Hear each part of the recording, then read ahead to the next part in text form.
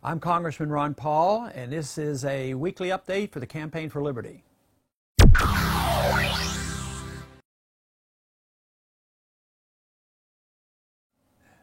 We were quite busy this week in Washington, a lot of hearings and a lot of activity. First off, we had very significant hearings in the Foreign Affairs Committee.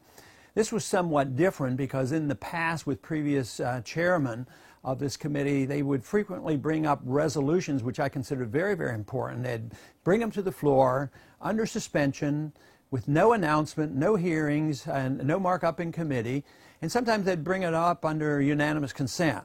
Well, at least Howard Berman, the chairman, brought this to the committee, and we did have a bit of a debate and a vote. Unfortunately, there were only 4 of us that were actually opposed to the bill. And this is the bill that's to put much stronger sanctions on the Iranians, and it is to prevent petroleum products, refined products, getting into Iran. And the debate was the same old story. You know, they are a great danger to the world, and if we don't stop them, someday they might get a nuclear weapon. So it was war propaganda. It reminded me, and I said so in the committee, it reminded me of some of the talk that happened before we went into Iraq. But nevertheless, I tried my best to make the point that it won't be of any benefit to us or to them. It will aggravate and anger the people. The people will not be turning against the Iraqi leadership, which are out on the fringes. They'll turn their anger and hostility toward us. But it is a significant event because it represents the continued and perpetual determination to alienate the Iranians, and it's a big debate over nuclear activity and whether or not they might have a nuclear weapon someday. It's a significant event, but quite frankly, I think our policies of intervention in that area of the country causes more trouble than the Iranian government itself. They're a third world nations. They don't have intercontinental ballistic missiles. They have no nuclear weapons. In 2003, our CIA said they quit any effort to make a nuclear weapon.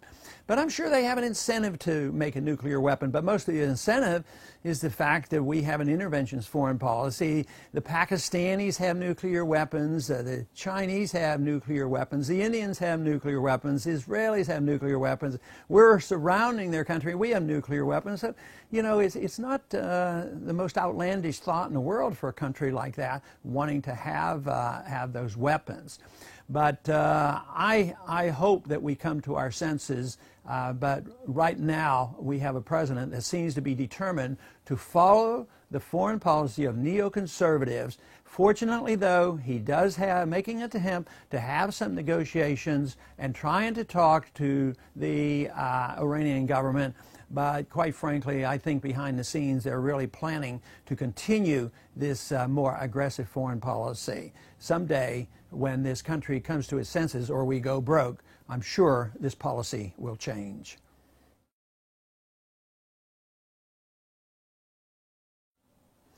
This week we also had significant hearings in the Financial Services Committee, and this brought Secretary of the Treasury Geithner to our committee, and of course I had my 5 minutes of questioning with him. The reason for the hearings is to start looking at this bill that the chairman of the Financial Services is bringing forth. Barney Frank is bringing this bill, which is 280 pages of more and more regulations of the financial system. The point I made with Secretary Geithner was that regulations can hardly solve the problem if you're only treating the symptoms of a flawed monetary policy. I used a quote that he made earlier this year where he said that the number one problem that led us to our troubles was the fact that we had too low of interest rates too long. And I tried to throw that back to him, saying, well, that's the kind of language that I use, and I believe that that is the case, and that you can't solve that problem by just doing more of the same. Pointing out to him that it doesn't make much sense to admit that the interest rates were too low too long and then turn around and endorse a program that we've endorsed for the past year, and that is if 1% interest rates were too low, taking them to zero is hardly going to help. At the same time doubling the money supply, I mean, low interest rates and excessive monetization of debt either is a problem or it isn't. Of course, he danced around that issue. On a follow-up question that I had for him, which might have even been more significant, but fortunately for him, the time ran out, and that is that he did admit that they were making negotiations with the international organizations trying to internationalize all our regulations. And of course, I made the statements, I don't even like the regulations coming out of Washington, D.C., let alone having them internationalized and under the UN and IMF. But I did mention the fact that that very day I had read that the United Nations are talking about a new reserve standard. Because I think most people admit that the dollar reserve standard is dead, although the dollar is not dead and the dollar is still limping along. But the reserve standard that built the very friable, fragile financial system that has already collapsed is not going to be rebuilt with the dollar. So my question to him was, in these conversations you have about regulations, how often you talk about and what are your conversations at these meetings about a new reserve standard? Well, his answer was, of course, the time had run out. He didn't have time to answer, but that he suggested that we get together and have a conversation. I doubt if that would happen, but if he invites me to discuss this, I would, just for educational benefits. Not that I think he's going to convert me or I'm going to convert him, but it is a significant question. What are they going to replace the dollar with? Will it be the international paper reserve standard, or will we wake up and once again realize that the only truly reserve standard that would work for a sound economic system throughout the world would be something that would be backed by more than government promises? And he was indicating that this has to be a worldwide approach, and my answer, of course, was that if we do the right thing for us, it will be the right thing for the world, and others would follow us. So if it's a bad idea to spend too much money and borrow too much money and print too much money and we just quit, it not only would benefit us, it would benefit the whole world. But we have a long way to go. I think that will come after we have a greater collision with the dollar. Along this line, we also had a report this week that showed that the GDP grew a little faster than they expected. It was up over 3%, and the markets responded by jumping up. Dow Jones up 200 points, which quickly corrected itself the next day. But the response was wonderful. The GDP is up. But when you think about it, why is the GDP up? Government printed a lot of money and passed it out, and people bought cars and bought houses, even though they were buying them for artificial reasons. You know, they were stimulated.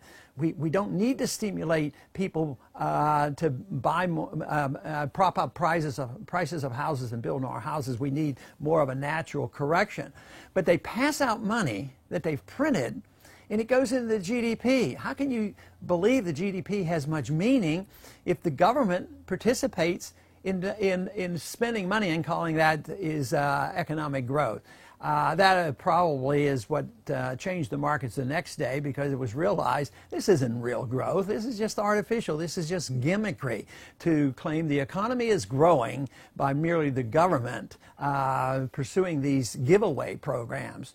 Eventually, the markets always outsmart, the markets are always smarter than the government. The government can get away with it for a long time. They can get away with pretending there's true value in our money and that this system will work. But in time, it will be known exactly what true value is, and the people and the markets will demand correction. That's what we're in the process of doing. The need for the correction is there. The resistance is just overwhelming in Washington and Wall Street. Do anything, but just don't allow the correction to occur. They consider that sound economic policy. I consider it foolish economic policy and doing exactly opposite of what they should do. And we should have a lot better understanding how free markets work, how sound money works, and have a lot more confidence that we would be all a lot better off if we followed those policies.